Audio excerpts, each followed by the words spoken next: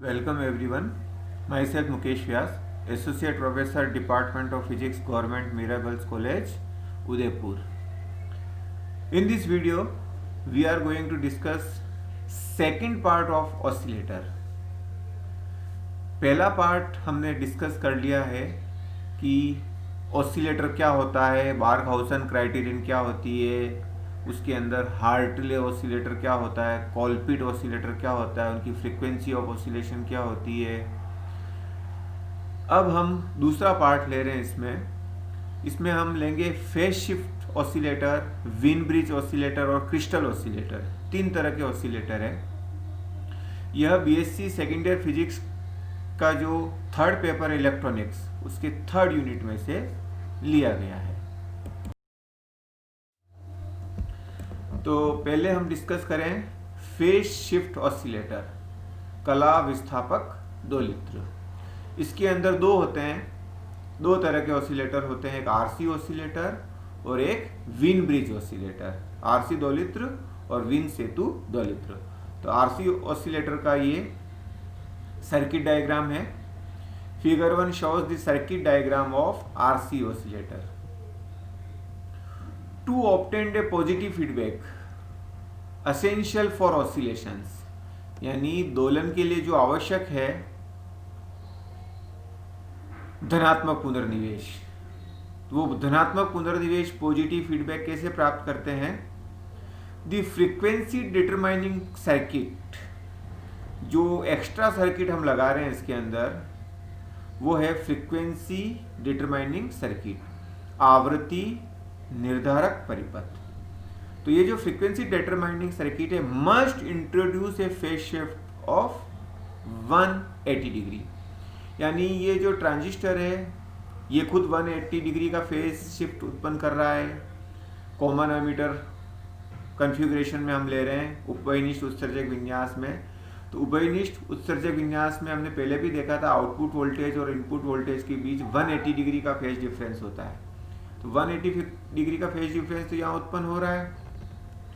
तो बार्कहाउसन क्राइटेरियन के अनुसार क्या होना चाहिए? टोटल फेज शिफ्ट क्या होना चाहिए? या तो 0 होना चाहिए या 2 पाई होना चाहिए या उसका इंटीग्रल मल्टीपल होना चाहिए।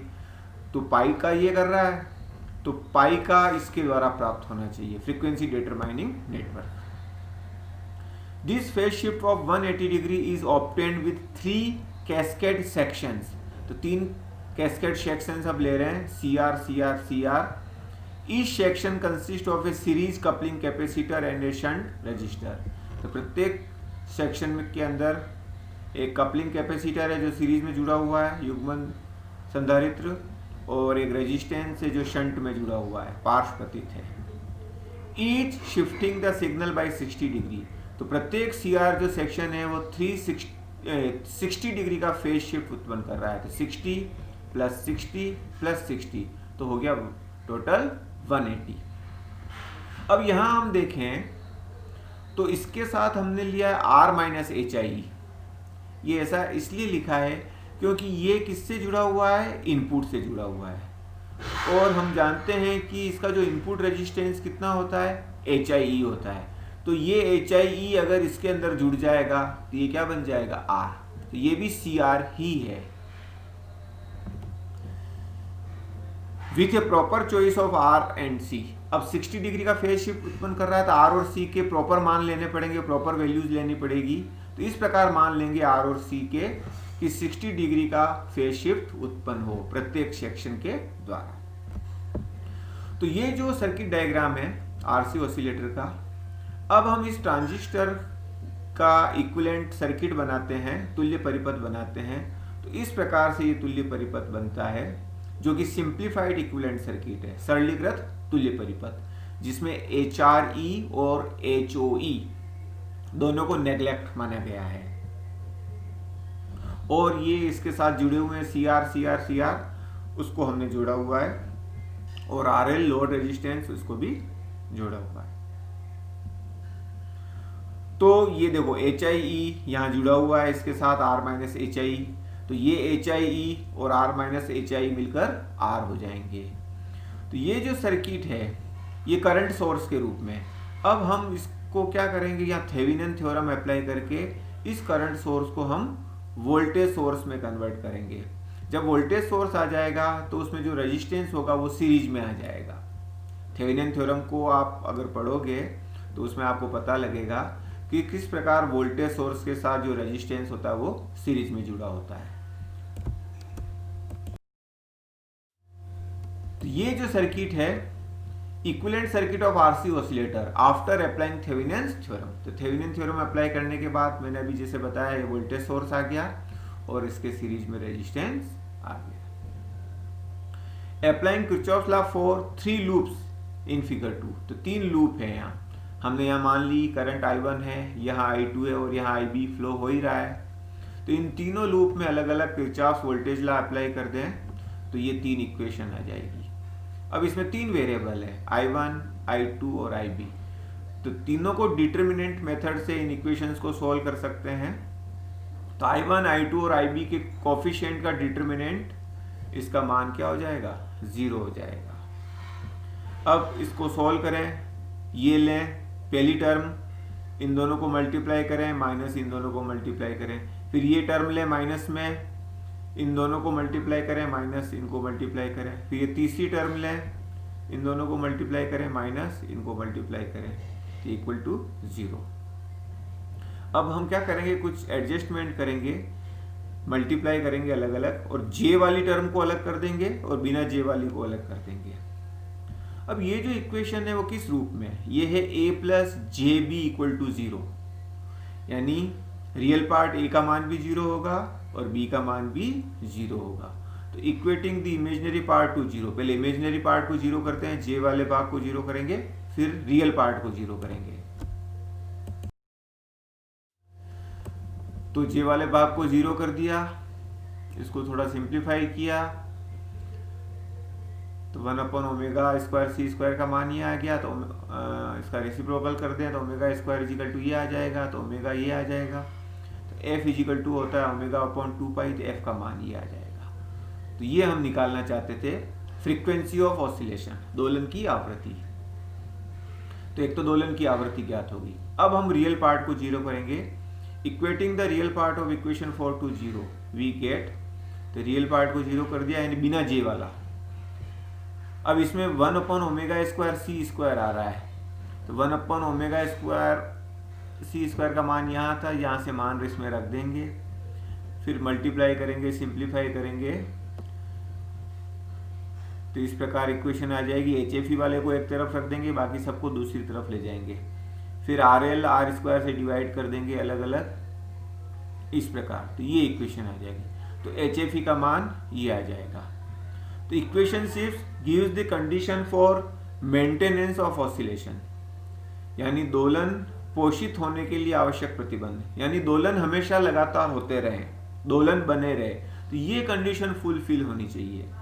जो R और RL हम ले रहे हैं बाहर से, और उस ट्रांजिस्टर का जो HFE होता है वो HFE इस प्रकार होना चाहिए कि वो इसके बराबर हो, तभी दोलन पोषित रहेंगे, दोलन बने रहेंगे। नहीं तो दोलन शुरुआत में होंगे और फिर धीरे धीरे समाप्त हो जाएंगे। अब प्रैक्टिस इन प्रैक्टिस, वास्तविकता में RL is taken equal to R, RL का मान R के बराबर ले लेते हैं। तो RL और R बराबर कर दो यहाँ, और इसमें भी कर दो बराबर। तो F का मान तो ये आ जाएगा फ्रीक्वेंसी ऑफ ऑसिलेशन, और HFE इक्वल टू 56, यानी एक ऐसा ट्रांजिस्टर लें जिसके HFE का मान 56 के बराबर हो, तो दोलन बने रहेंगे, पोषित रहेंगे, सस्टेन रहेंगे, और फ्रीक्वेंसी जिस आवृत्ति के दोलन उसके अंदर उत्पन्न होंगे, जिस फ्रीक्वेंसी के ऑसिलेशन होंगे, वो ये फ्रीक्वेंसी होगी। उसका मान R और C पर निर्भर करेगा। अब दूसरे तरह का जो फेज शिफ्ट ऑसिलेटर है वो है विन ब्रिज ऑसिलेटर, विन सेतु दोलित्र।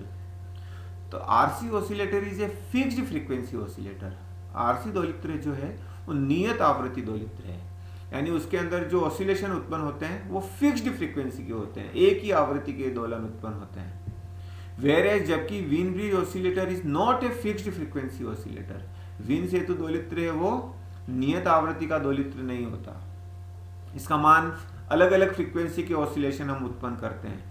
द फ्रीक्वेंसी में बी वेरीड ओवर ए फ्रीक्वेंसी रेंज 1:10, यानी 1:10 की परास में हम अलग अलग आवृत्तियों के दोलन उत्पन्न कर सकते हैं। The principle of win bridge oscillator is that, अब ये जो विन सेतु दोलित रेस का क्या सिद्धांत है, किस सिद्धांत पर कार्य करता है?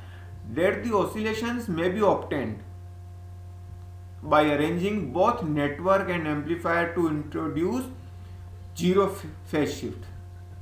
यानी ऑसिलेशन को कैसे प्राप्त करेंगे हम, यानी पॉजिटिव फीडबैक होना चाहिए, धनात्मक पुनर्निवेश होना चाहिए, जो नेटवर्क है जाल और जो एम्पलीफायर है, ये नेटवर्क ये है और जाल ये है, उसको इस प्रकार अरेंज करेंगे, व्यवस्थित करेंगे कि दोनों मिलाकर जीरो फेज शिफ्ट उत्पन्न करें, शून्य कलांतर उत्पन्न करें।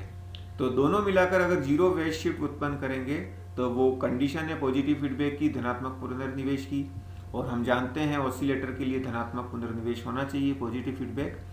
तो दोनों मिलकर जीरो फेज शिफ्ट उत्पन्न करें। इस प्रकार हम इसके अंदर इनको अरेंज करते हैं, व्यवस्थित करते हैं। अब यहाँ हम देखें आउट, ये तो नेटवर्क है, विन सेतु, विन ब्रिज, इसमें 4 आर्म्स हैं, 4 भुजाएं हैं, इसके अक्रॉस वोल्टेज V1 है, तो ये V1 वोल्टेज हम यहाँ दे रहे हैं, इसके अक्रॉस वोल्टेज V2 है, तो ये V2 वोल्टेज हम यहाँ दे रहे हैं, और V1 और V2 का जो डिफरेंस है V1 माइनस V2 वो VI के बराबर है। तो एम्पलीफायर के इनपुट में हम दे रहे हैं VI, आउटपुट हम प्राप्त कर रहे हैं V0, ये आउटपुट हम वापस फीडबैक करा रहे हैं, पुनर्निवेश करा रहे हैं। हम यहाँ देखें तो इस टर्मिनल और इस टर्मिनल के बीच, तो VO इस दोनों के बीच है, तो ये दोनों आपस में जुड़े हुए हैं सीरीज में, ये दोनों भी आपस में जुड़े हुए हैं सीरीज में। तो VO के 2 भाग लेंगे, कुछ भाग इसके अक्रॉस होगा, कुछ भाग इसके अक्रॉस होगा। इस प्रकार VO का कुछ भाग इसके अक्रॉस होगा और कुछ भाग इसके अक्रॉस होगा। तो इसके अक्रॉस क्या भाग होगा V1, इसके अक्रॉस क्या भाग होगा वो अभी हम निकालेंगे। तो पहले हम देखें impedance of parallel RC network, ये पैरेलल RC नेटवर्क है, R और C पैरेलल में है, तो इसका जो इम्पीडेंस होगा, प्रतिबाधा कितनी हो जाएगी, R dot 1/j⍵C upon R plus 1/j⍵C। क्या फॉर्मूला होता है, R1 R2 upon R1 plus R2, ये फॉर्मूला लगा दिया। Impedance of series RC network, दोनों जुड़ जाएंगे R1 प्लस R2, तो R प्लस 1/j⍵C। तो V1 अपॉन V0 क्या हो जाएगा, V1 अपॉन V0। तो इम्पीडेंस ऑफ पैरेलल कॉम्बिनेशन, जिसके अक्रॉस वोल्टेज निकाल रहे हैं V1, उसी के अक्रॉस क्या इम्पीडेंस है, और इन दोनों का सम टोटल इम्पीडेंस कितना है। तो पैरेलल कॉम्बिनेशन का ये रहा और टोटल ये हो गया, तो ये हो गया। इसी तरह बाद में हम V2 अपॉन V0 भी निकालेंगे, तो पहले R4 upon R3 plus R4 हो जाएगा। अब हम इसको सिंप्लीफाई भी करेंगे,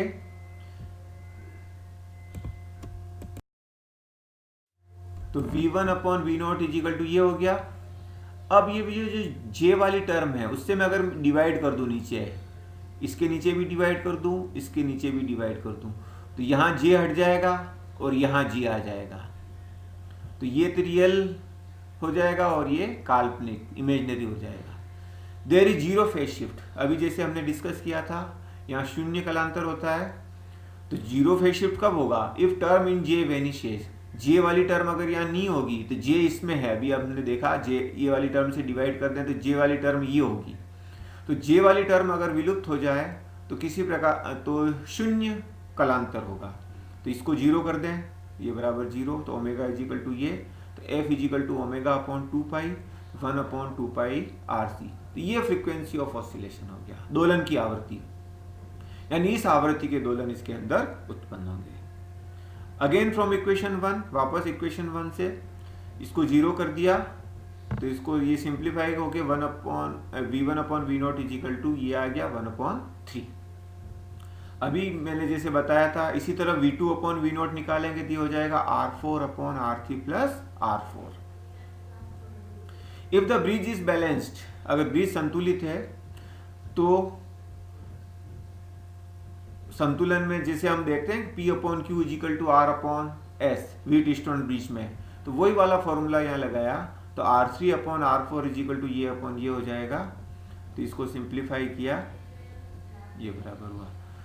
तो इसमें रियल पार्ट इमेजिनरी पार्ट है, इधर रियल पार्ट है, रियल पार्ट बराबर हो जाएगा, इमेजिनरी पार्ट जीरो हो जाएगा, इधर इमेजिनरी पार्ट जीरो है, तो ये वाला पार्ट जीरो के बराबर होगा जो हम यहाँ ज्ञात कर चुके हैं। तो रियल पार्ट बराबर कर दें तो R3/R4 इजिकल टू 2 हो जाएगा, तो R3 इजिकल टू 2R4, तो यहाँ R3 का मान 2R4 रख दें, तो V2/V0 भी 1/3 आ गया, V/V0 भी 1/3 था, तो इसका मतलब दोनों से लें तो V1 इजिकल टू V2 हो गया, तो Vi का मान क्या हो गया, V1 minus V2 equal to 0 हो गया, यानी जो उस एम्पलीफायर में इनपुट जा रहा है, तो the output voltage Vi from the bridge, सेतु से जो निर्गत वोल्टा है Vi, जो कि एम्पलीफायर का इनपुट वोल्टेज है, must not be zero for oscillation to occur, यानी लगातार दोलन प्राप्त हो रहे हैं, तो इसका मतलब वो जीरो नहीं होना चाहिए। अगर वो जीरो हो गया तो आउटपुट में जीरो आ जाएगा, तो आउटपुट जीरो ना हो तो उस एम्पलीफायर का इनपुट Vi भी जीरो नहीं होना चाहिए।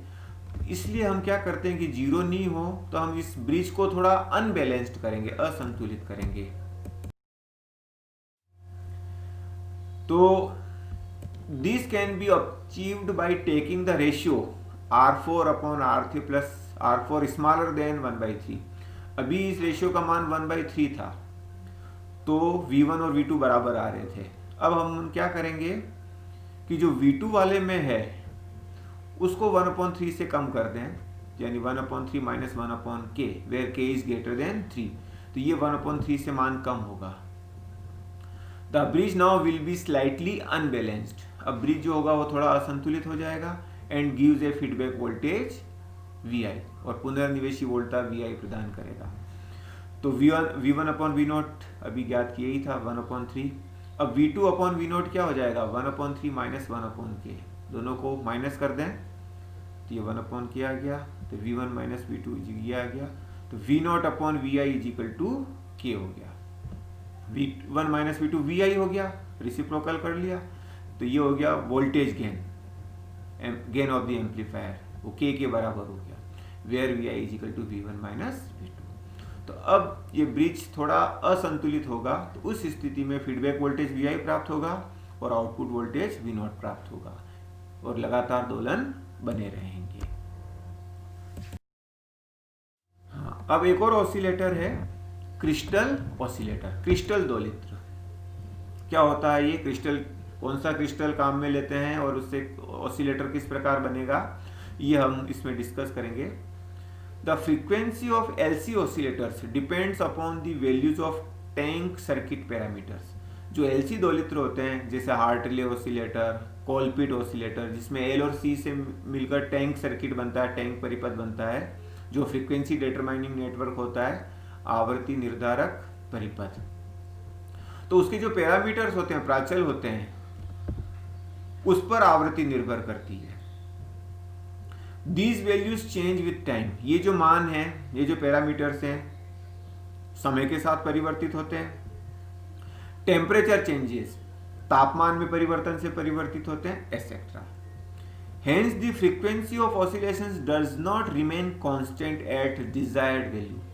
हम चाहते हैं कि एक पर्टिकुलर फ्रीक्वेंसी के ऑसिलेशन प्राप्त हो, लेकिन समय के साथ वो पैरामीटर चेंज होते हैं, टेम्परेचर में परिवर्तन के साथ वो पैरामीटर चेंज होते हैं, या और भी कई कारण हो सकते हैं जिसके कारण वो प्राचल जो होते हैं वो चेंज होते हैं। तो जो फ्रीक्वेंसी ऑफ ऑसिलेशन है वो नियत नहीं रहती, कांस्टेंट नहीं रहती। तो for excellent stability of oscillation, तो दोलन के उत्तम स्थायित्व के लिए piezoelectric quartz crystal is used in place of the tuned circuit in oscillator. जो दोलित्र के अंदर समस्वरित परिपथ होता है, उसके स्थान पर दाब विद्युत क्वार्ट्ज क्रिस्टल का उपयोग किया जाता है। Such an oscillator is called a crystal oscillator. जिसमें इस प्रकार के क्रिस्टल का उपयोग करते हैं, तो उस दोलित्र को, उस ऑसिलेटर को क्या कहते हैं, crystal oscillator, crystal दोलित्र।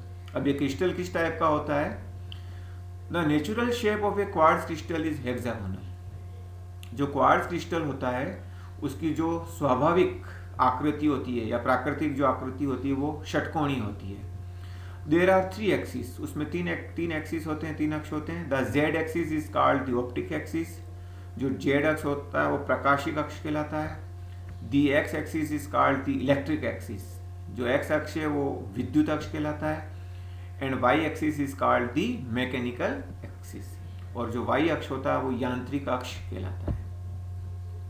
The quartz crystal exhibits the property that when mechanical stress is applied across the faces of the crystal. इसके क्रिस्टल के दो फलकों के मध्य जब यांत्रिक प्रतिबल प्रयुक्त किया जाता है, a potential difference is developed across the opposite faces of the crystal. तो उस क्रिस्टल के जो दूसरे जो दो अपोजिट फेसेस है, विपरीत फलक हैं, उसके आर पार एक विभवांतर उत्पन्न हो जाता है।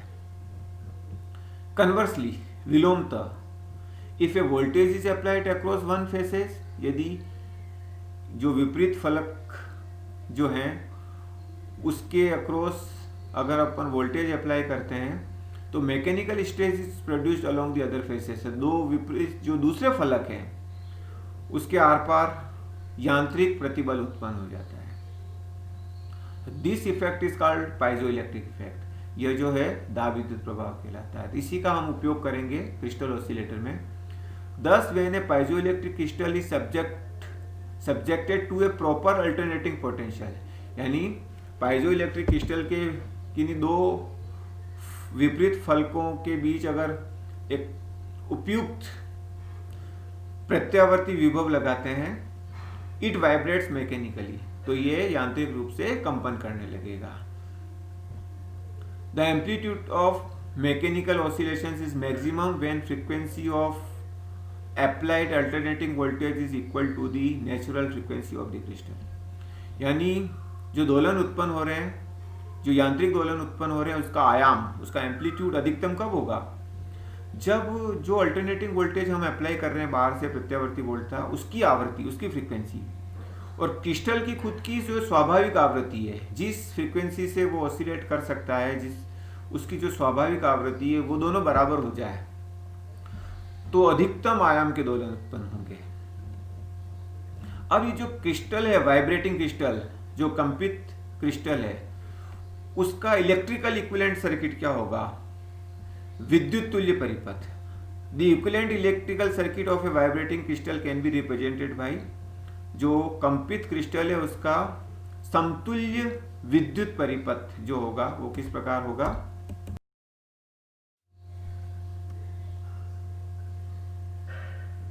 तो उसमें अंदर क्या होगा? ए सीरीज एलसीआर सर्किट होगा। ये है vibrating crystal.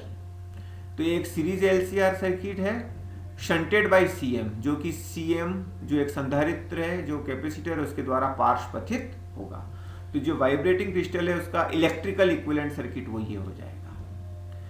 The inductor L and capacitor C represent, L और सी क्या रिप्रेजेंट कर रहे हैं इसके अंदर? Electrical equivalents of crystal mass. L तो है क्रिस्टल द्रव्यमान का विद्युत समतुल्य, और सी जो है mechanical elasticity of the crystal, यानी यांत्रिक प्रत्यास्थता, क्रिस्टल की यांत्रिक प्रत्यास्थता को शो करता है C. The resistance R is the electrical equivalent of crystal structures internal friction. Crystal की जो संरचना होती है उसमें जो आंतरिक घर्षण होता है, वो उसका जो इलेक्ट्रिकल इक्विवेलेंट होगा वो आर होगा, विद्युत समतुल्य होगा वो जो आर होगा। The shunt capacitance CM represents the capacitance due to the electrodes on both sides of the crystal. इस क्रिस्टल के दोनों ओर दो इलेक्ट्रोड लगे हुए हैं जिससे वायर जुड़े हुए हैं, तो वो जो दोनों इलेक्ट्रोड हैं वो एक तरीके से एक कैपेसिटर का काम कर रहे हैं, जो कि इसके शंट में जुड़ा हुआ है, पार्श्वपथित है। तो सीएम वो एक कैपेसिटर हो जाएगा। It is obvious from the figure that, चित्र से हम देखते हैं कि there exist one resonant condition, एक अनुनादी अवस्था प्राप्त होती है इसके अंदर। कब? When the reactances of the series LCR leg, जो श्रेणीक्रम एलसीआर भुजा है, लेग है, उसके जो रिएक्टेंस है, एक एल के कारण होगा रिएक्टेंस और एक सी के कारण होगा प्रतिघात, आर इक्वल एंड अपोजिट, वो इक्वल हो जाए और अपोजिट हो, तो एक रेजोनेंट कंडीशन प्राप्त होगी, अनुनादी अवस्था प्राप्त होगी। At this condition the series resonant impedance is maximum. तो इस स्थिति में जो श्रेणीक्रम अनुनादी प्रतिबाधा है वो मिनिमम होगी। यहाँ से हम देखें, यानी फ्रीक्वेंसी का मान चेंज होता जाएगा, तो एक ऐसी स्थिति आएगी कि एल और सी के प्रतिघात बराबर आ जाएंगे, तो उस समय जो इम्पीडेंस है वो कम होता होता हो क्या होगा, मिनिमम हो जाएगा। फिर फ्रीक्वेंसी के मान और बढ़ाने पर अभी इन रिएक्टेंस के मान अलग हो जाएंगे और अब प्रतिबाधा का मान, इम्पीडेंस का मान बढ़ने लगेगा। तो जिस स्थिति में दोनों की रिएक्टेंस बराबर हो जाए, उस स्थिति में जो फ्रीक्वेंसी होगी, उस फ्रीक्वेंसी में जो प्रतिबाधा का मान होगा, इम्पीडेंस होगा, वो मिनिमम होगा।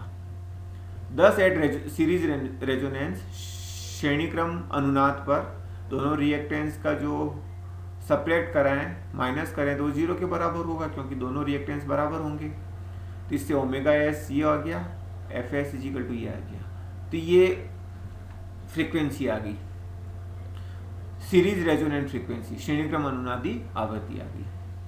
अब फ्रीक्वेंसी बढ़ती जा रही है, अब दोनों रिएक्टेंस अलग अलग हो जाएंगे।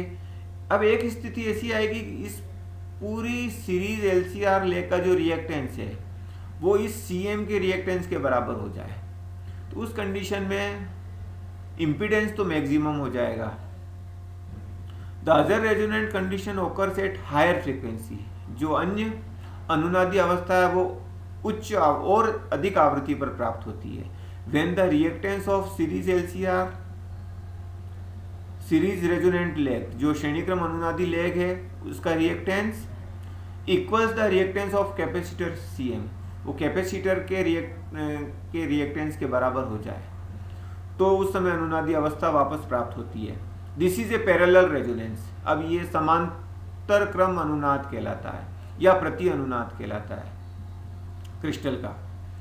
At this frequency the crystal offers a very high impedance. इस फ्रीक्वेंसी पर क्रिस्टल का बहुत अधिक प्रतिबाधा होती है। इन दिस केस अब जो सीरीज रेजोनेंस लेग है उसका रिएक्टेंस और वो जो सीएम है उसका रिएक्टेंस दोनों बराबर हो जाएंगे, तो ये इससे ओमेगा पी आ गया, एफ पी आ जाएगा ओमेगा पी अपॉन 2 पाई से, तो ये रेजोनेंट फ्रीक्वेंसी आएगी, ये पैरेलल रेजोनेंट फ्रीक्वेंसी आ जाएगी। Now figure shows the crystal controlled oscillator. अब इसमें एक क्रिस्टल कंट्रोल्ड ऑसिलेटर है, क्रिस्टल नियंत्रित दोलित्र, जिसमें क्रिस्टल का उपयोग कर रहे हैं, यूजिंग क्रिस्टल के उपयोग से इन सीरीज फीडबैक पाथ। जब क्रिस्टल का जो उपयोग किया है वो कहाँ किया है, श्रेणीक्रम पुनर्निवेश पथ में किया है, यानी यहां से जो फीडबैक होगा वो सीरीज में होके यहां जाएगा। In series resonant mode crystal must be connected as a series element in feedback path, यानी श्रेणीक्रम अनुनादी अवस्था जो हमने क्या ज्ञात की थी अभी, जिसमें रेजोनेंट फ्रीक्वेंसी एफएस थी, उसके लिए है ये सर्किट। तो सीरीज रेजोनेंट मोड में श्रेणीक्रम अनुनादी विधा में क्रिस्टल को कहाँ कनेक्ट करेंगे, जो पुनर्निवेशी पथ है उसमें सीरीज में कनेक्ट करेंगे। इसका क्या कारण है, the reason is that a series resonant frequency of the crystal, it's frequency is smallest, impedance is smallest, यानी इम्पीडेंस इस कंडीशन में क्या होगा, स्मॉलेस्ट होगा, सबसे न्यूनतम होगा, और amount of feedback is largest, और जो पुनर्निवेश होगा उसकी मात्रा अधिकतम होगी।